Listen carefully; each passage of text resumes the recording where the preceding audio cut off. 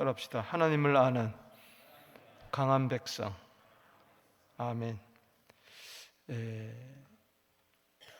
다니엘이 네 번째 이제 환상을 보게 됩니다.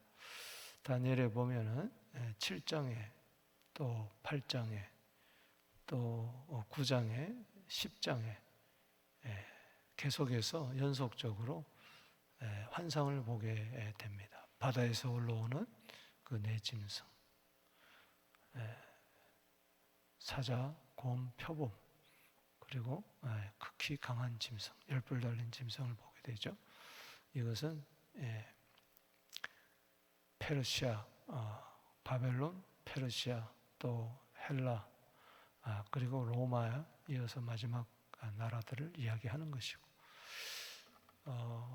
그 중에 이제 또 8장에 가서 또 환상을 두 번째 보는데, 그것은 이제 수양과 수염소가 싸우는 거예요. 근데 수염소가 이기죠. 이것은 페르시아와 헬라와의 전쟁. 그래서 알렉산더 대왕 때에 페르시아가 이제 알렉산더 대왕에 패배합니다. 그래서 헬라가 제국을 이루게 되죠. 그리고 이제 9장에 와서 또 환상을 보는데, 이제 70일의 이제 환상, 종말에 대한 환상을 보게 되고, 그리고 10장에서 또 환상을 보게 됩니다. 그것은 큰 전쟁의 환상이에요. 이때는 이미 바벨론 포로에서 이스라엘 백성들은 귀환을 했습니다. 왜냐하면 페르시아가 고레스 왕이 세계를 지배해서 하나님께서 그 마음을 감동해서 이스라엘 백성들을 본토로 돌려보내기 위해서 성전을 짓게 해요.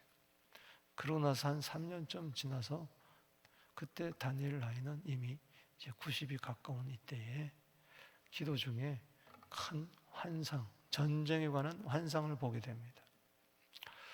이 전쟁에 대한 환상은 다름 아닌 바로 페르시아와 헬라와의 전쟁, 또 그 후에 일어날 또 세상 역사, 이스라엘 중심에 일어날 그 모든 것을 바라보면서 세 일에 동안 절칙하면서 기도하는 가운데 주님이 나타나시고, 또 가브리엘 천사가 또 나타나고, 또 예수님 다시 나타나셔서 이제 그에게 안수합니다. 21일 동안 기도하는 그 입술을 만져주시고, 그 영광 앞에 쓰러져 있는 그 다니엘에게 어루만져 주시고 강건하게 하시죠. 따라합시다. 두려워하지 마라. 평안하라. 강건하라. 강건하라. 그래서 힘이 생겨서 다시 주님과 대화하는. 그래서 주님이 그 큰 전쟁에 관한 것을 이야기해 줍니다. 그래서 그 네 번째 환상이, 큰 전쟁에 관한 환상이 10장, 11장, 12장인데 10장은 서론이고 11장은 본론, 오늘 45절까지 있는 가장 긴 장인데, 그리고 12장은 이제 결론입니다. 오늘 11장은 세계사와 함께 공부를 해야 돼요.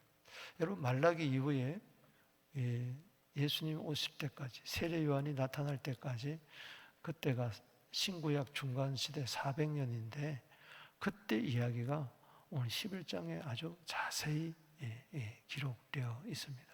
그래서 신구약 중간사를 공부할 때도 11장은 상당히 도움이 되는데, 이 한 구절 한 구절이 다 역사적으로 성취가 된 이야기입니다. 이미 2장에서 바벨론 왕 느부갓네살 왕이 꿈을 꾸고 잊어버리죠. 그 꿈을 다니엘이 알게 하고 해석을 하는데, 그때 큰 신상, 금, 은, 동, 철 이게 나오죠. 그때도 그 바벨론, 메데파사, 그리고 헬라, 로마 이 봤듯이 이게 계속해서 연결되는 거예요.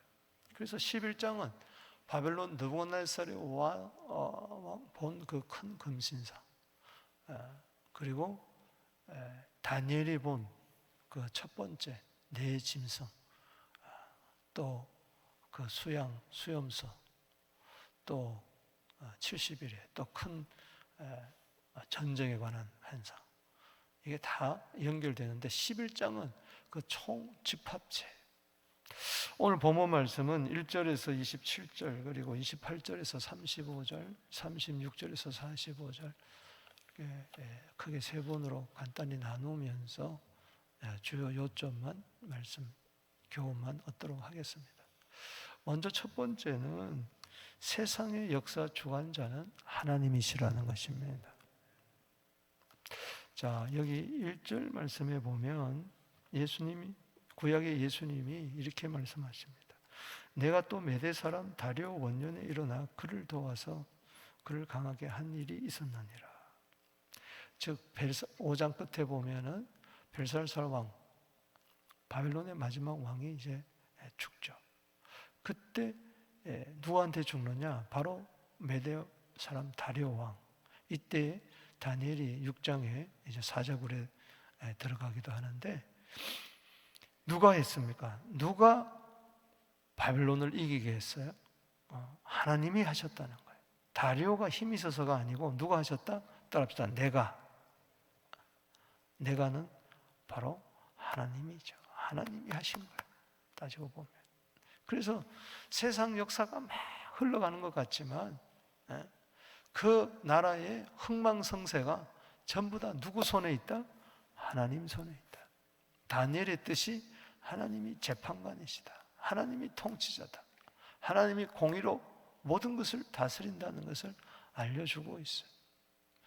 그래서 여기 1절에서 오늘 먼저 부분 여기 27절까지는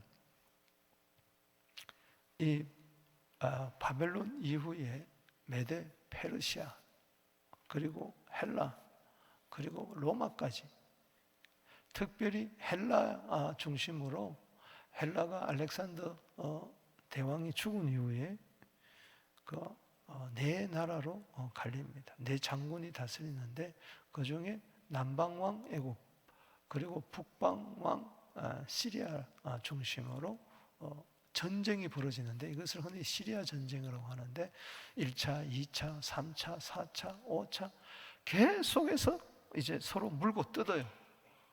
서로 영토를 차지하려고, 애굽 중심으로 또 시리아 중심으로. 그래서 남방왕, 북방왕, 따라합시다. 남방왕, 북방왕. 남방왕은 프톨레미 왕조를 이야기합니다. 그래서 1세, 2세, 3세 쭉 나오고, 또 북방은 시리아 중심으로 그쪽에 동쪽 지역이죠. 그걸 북방왕이라고 이야기하는데, 거기는 셀루쿠스 왕조 1세, 2세, 3세, 4세 계속 나와서 서로 막 물고 뜯어요. 그런데 그 중심에 누가 있느냐? 이스라엘이 있는 거예요. 뭘 차지하려고 이야기하느냐? 페니키아 지역, 즉 이스라엘 지역을 서로 차지하려고.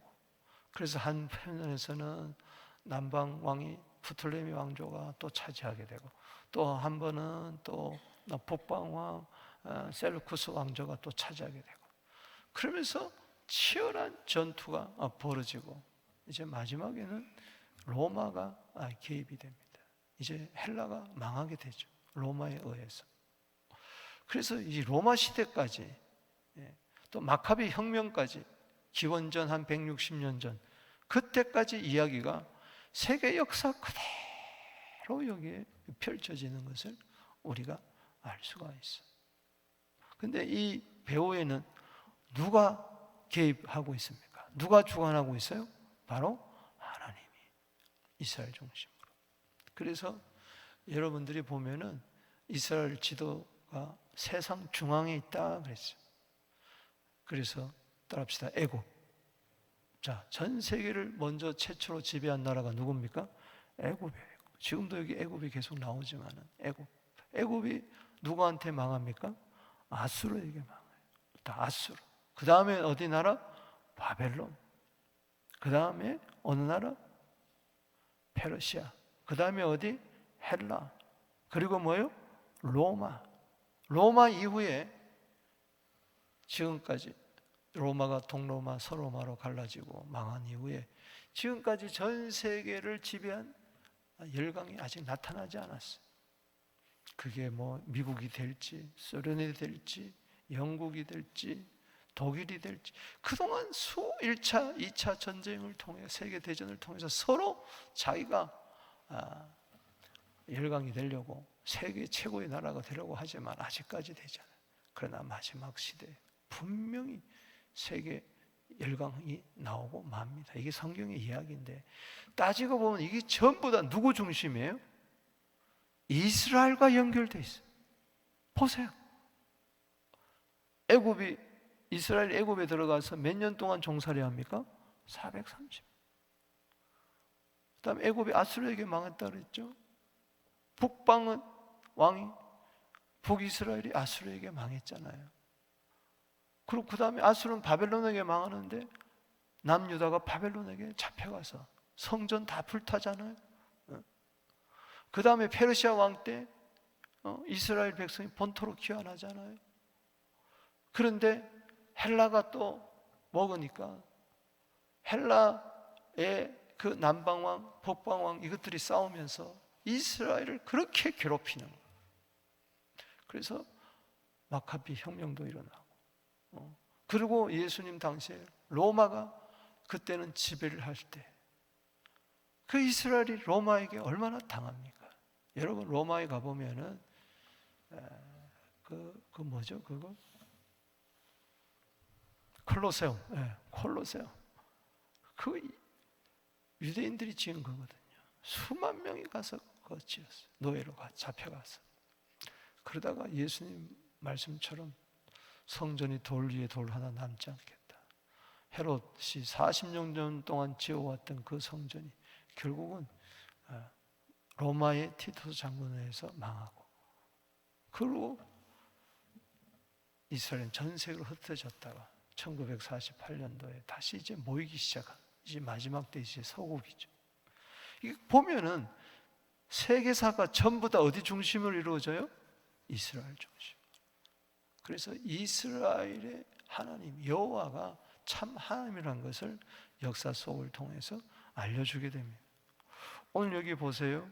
그래서 이 메대 사람 메대 나라가 나오고 그 다음에 2절에 보면은 이제 내가 참된 것을 내게 보이리라. 이제 하나님이 미리 다 보여주시는 거예요. 예수님을 통해서.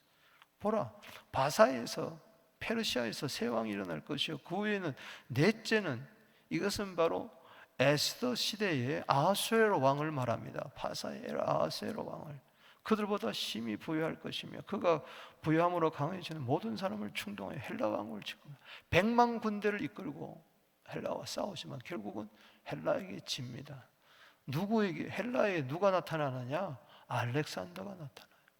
20세에 그는 왕이 돼가지고 13년 동안 인도까지 정벌 하고 더 이상 정벌할 것이 없어서 울었다는. 그러나 33세에 급히 요절을 합니다. 뭐 어떻게 죽었냐 여러 가지 설이 있는데 여기 11장 3절에 장차 한 능력 있는 왕이 일어나서 이게 바로 누구예요? 알렉산더예요. 큰 권세로 다스리며 자기 마음대로 하고 그러나 그가 강성할 때 계속 할 것 같죠? 30대 초반이니까 그의 나라가 갈라져 천하 사방에 나누일 것이요 내 나라로 갈라져 그가 자손에게 돌아가지도 않을 것이요 자식은 피살을 당합니다. 이복 형제가 자기가 주장하던 권세대로 되지 않으리니 따라합시다. 자기가 주장하던 권세대로 되지 아니하리니 하나님이 세우시고 하나님이 허르시고 하나님이 높이시고 하나님이 낮추시고 한다는 거. 그 다음에 여기 남방왕 북방왕 계속 나오죠. 이 남방왕은 네 나라로 갈린 헬라 가운데 남방은 프톨레미 왕조, 북방은 셀루쿠스 왕조. 이게 서로 치열하게 1차, 2차, 3차, 4차, 5차 이렇게 싸웁니다. 그러다가 로마가 이제 등장하게 됩니다. 뭐 정략 결혼을 하고 서로 막 하지만은 18절에 자기 마음대로 안 되는 거예요. 뜻대로 되지 않아요. 여기 18절에 보면 그 후에 그가 열국을 바닷가로 돌려 점령할 것이나 한 장군이 나타나 그의 정복을 그치게 하고 한 장군이 바로 로마의 스키피오 장군이에요. 드디어 이 북방왕이 승리한 것 같은데, 예루살렘을 차지할 것 같은데 잘 뜻대로 되지 않는다는 겁니다. 그러다가 20절 이하에 보면은 21절에 그가 왕위를 이을 자는 한 비천한 사람이라. 이게 북방 왕 중에 셀루쿠스 왕조 가운데 안티오코스 4세 에피파네스가 나오는 거예요. 이 비천하다는 것은 비열하다는 겁니다. 로마에 14년 동안 잡혀갔다가 어떻게 음모로 해가지고 나와가지고 도망 나와가지고 일가 친척을 다 죽이고 그가 이제 왕이 되죠. 그래서 나라의 영광을 그에게 주지 않을 것인, 그가 평안한 때를 타서 속임수로 그 날을 얻을 것입니다. 그래서 이게 바로 안티오코스 에피파네스. 그래서 여기 27절까지는 드디어 이 안티오코스 에피파네스가 예루살렘을 이제 점령합니다. 그래서 28절, 27절까지가 결국은 이제 로마까지 이야기가 쭉 이제 펼쳐지면서 이 배후에 누가 통치하고 계신다? 하나님. 전부 다 자기 뜻대로 되지 않아요. 뜻대로 되지 않고 망하고, 뜻대로 되지 않고 망하고. 세상 나라는 영원하지 않습니다. 하나님 나라만 영원할 줄로 믿습니다. 시편 75편 7절에 오직 재판장이신 하나님이 이를 낮추시기도 하고 높이시기도 한다. 사무엘상 2장 6절 7절에 하나님은 죽이기도 하고 살리기도 하고 낮추기도 하고 높이기도 하고. 할렐루야. 따라합시다. 하나님 손에 있습니다. 왕들의 손에 있는 게 아니에요. 만왕의 왕이신, 영원한 왕이신 에레미야 10장 10절에 그분 손에, 살아계신 하나님 손에 있는 거예요. 자, 두 번째 단락에서 이제 28절에서 35절은 하나님을 아는 백성은 강하여 용맹을 떨친다. 따라합시다. 하나님을 아는 백성 강하여 용맹을 떨친다. 아멘이십니까? 하나님을 아는 강한 백성이 되기를 바랍니다. 이 안티오코스 에피파네스 4세가 예루살렘을 점령했을 때의 모습입니다. 여기 28절에 북방은 많은 재물 가지고 본국으로 돌아가니 그는 마음을 거룩한 언약을 거스리며 자기 마음대로 행하고 본토로 돌아갈 것이다. 작정의 기회가 다시 와가지고 남을 거입으니 그전만 못하리라. 이는 기띔의 배들이 이르러 그를 칠 것이며, 즉 기띔의 배라는 것은 로마의 배들을 이야기합니다. 지중해를 그 당시 장악하고 있던 로마가 이 안티오코 4세를 힘들게 하죠. 그가 낙심하고 돌아가면서 맺은 거룩한 언약에 분노하여 자기 땅에 돌아가서는 맺은 거룩한 언약을 배반한 자들을 살필 것입니다. 군대는 에피파네스 군대, 이 북방왕의 군대가 그의 편에 서서 성소 곧 경고한 것을 더럽히며 매일 드리는 제사를 피하며 멸망하는 가져간 것을 세울 것입니다. 9장에도 나온 예언대로 드디어 예루살렘이 초토화되기 시작합니다. 성소를 더럽힙니다. 매일 드리는 제사를 피함합니다. 멸망한 간여한 것을 세워요. 그게 바로 뭐냐? 자기들은 신중의 신이라는 제우스 신을 섬깁니다. 여기 38절에 보면은 강한 신을 공경할 거예요. 이 강한 신이 바로 제우스 신입니다. 역사적으로 보면은 성소에다가 제우스 신을 섬기고 그 다음에 돼지를 죽여가지고 제사를 드리고, 일부러 그렇게 하는 거죠. 돼지는 부정한 짐승이잖아요. 그러니까는 할례를 못하게 하고, 할례하면 다 죽여버리는 거예요. 그러니 조사를 하잖아요. 그래서 그 당시 수술이 어떤 수술이었냐? 할례 당한 것을 다시 복원하는 그런 또 수술을 했다고 이야기해요. 역사적으로 보면. 그러니까는 이건 말이 아니죠. 그리고 대제사장직도 돈 주고 사게 되고, 유대인들 가운데 막 한마디로 뭐 신앙이 그냥 초토화돼 버리고. 안티오코스 에피파네스, 아주 이 비열한, 아주 잔인한 이 왕. 이것은 바로 로마의 AD 70년에 또 로마의 티터스 장군에 의해서, 그리고 앞으로 나타날 적그리스도가 또 그렇게 된다는 겁니다. 데살로니가후서 2장 2절 이하에 쭉 보면은 앞으로 배반할 때가 오고 배약할 때가 오고 미혹할 때가 오고 사람들이 신앙을 배반하고 성전에 적그리스도가 나타나서 자기가 하나님이라고 하면서 계시록 13장의 말씀처럼 마지막에 바다에서 올라오는 열불 달린 짐승, 666의 권세, 마귀와 적그리스도와 거짓 선지자, 하늘의 용 마귀입니다. 바다에서 올라오는 짐승 적그리스도는, 그리고 땅에서 올라오는 새끼양 같은 이 거짓 선지자, 이 하늘과 바다와 땅과 이 권세를 장악하고 있는 게 666이에요. 그래서 666 짐승의 표를 받지 않으면 며칠든지 다 죽이게 하고 짐승의 우상을 섬기게 하는 것, 그런 일들이 또 일어날 것이라고. 역사는 계속 반복되고 있어요. 그래서 이 구약의 역사는 항상 이중조입니다. 그 당시도 이야기하지만 또 앞으로 장차될 이야기가 있다. 그 당시에도 박해가 있고 그 가운데서 신앙을 지킨 사람도 있고 앞으로도 마찬가지다. 자, 32절을 보십시다. 여기 줄을 치세요. 멸망케 하는 가증한 것을 세운다. 예수님이 인정했어요. 예수님도 말씀했잖아요. 다니엘이 말한 바 멸망에 가증한 것을 세우게 할 때. 그래서 마태복음 24장 14절에 이 천국 복음이 모든 민족에게 증언되게 하여 온 세상에 전파되리니 그제야 끝이 오리라. 그 다음에 한신 말씀이 뭐냐? 15절에 다니엘이 말한 바 멸망에 가증한 것을 세우거든 유대에 있는 자들은 도망가라. 왜? 큰 환란이 있으니까. 이건 1차적으로 로마의 티토스 장군을 이야기하는 거예요. 그건 안티오쿠스 에피파네스의 때에 일어난 일을 인용해가지고 앞으로도 일어날 것이다.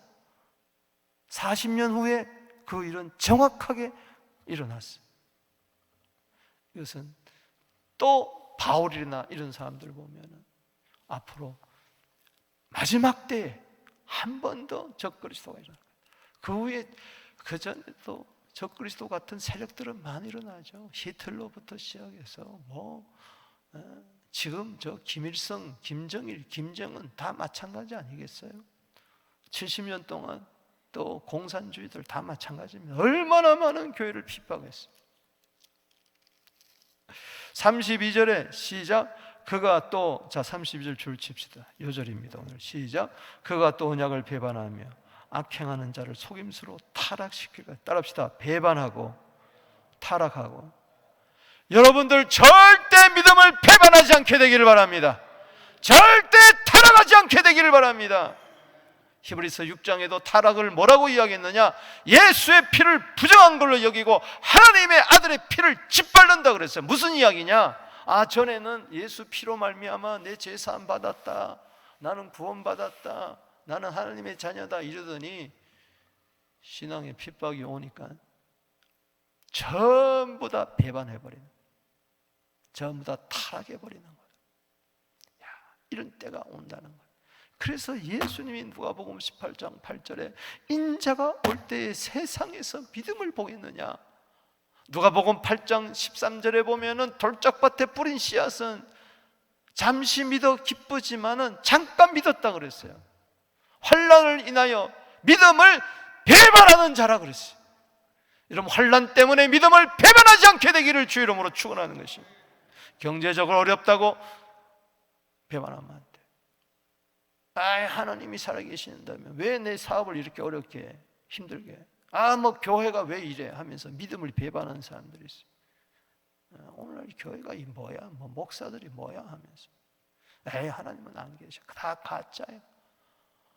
여러분, 오늘날 교회를 그래서 떠나는 사람들이 있어요. 아이고, 저 사람이 천국 간다면 나는 만당에 간다, 천당에 이러면서 말이죠. 믿음을 배반하지 않게 하여 주옵소서. 믿음을 지키게 하여 주시옵소서. 디모데후서 4장 7절에 달려갈 길 달리고 믿음을 지켰다. 선한 싸움 싸우면서 할렐루야. 믿음을 지켜야 돼.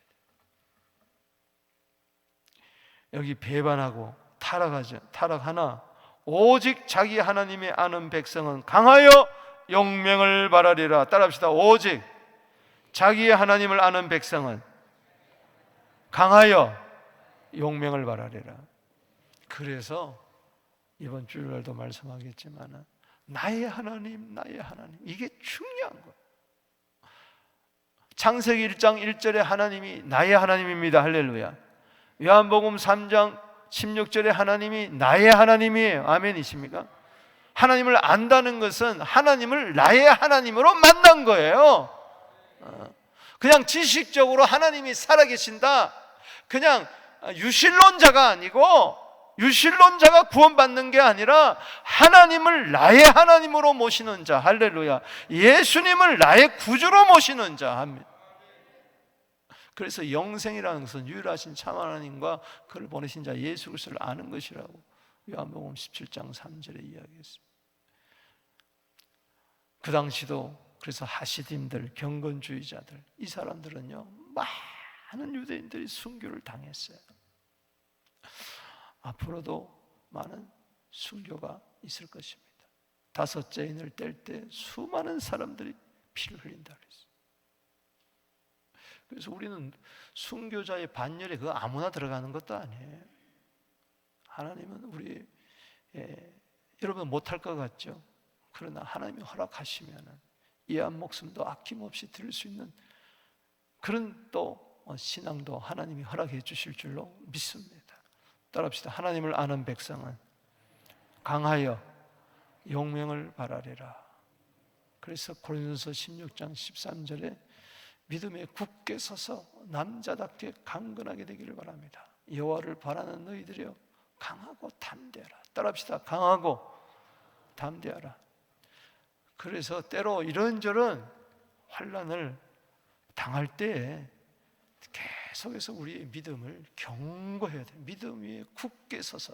골로새서 2장 7절에 따라합시다. 믿음 위에 굳게 서서. 그때도 아니 지난 구약 시대도 그렇고 신약 시대 2000년도 그렇고 2000 역사 가운데 다니엘서에도 보세요. 사드락 메삭 아벳느고 하나님을 아는 백성이 되어서 강하여 용맹을 발했잖아요. 평소보다도 10배나 더 뜨거운 풀무불에 들어가도 믿음 배반하지 않았잖아요.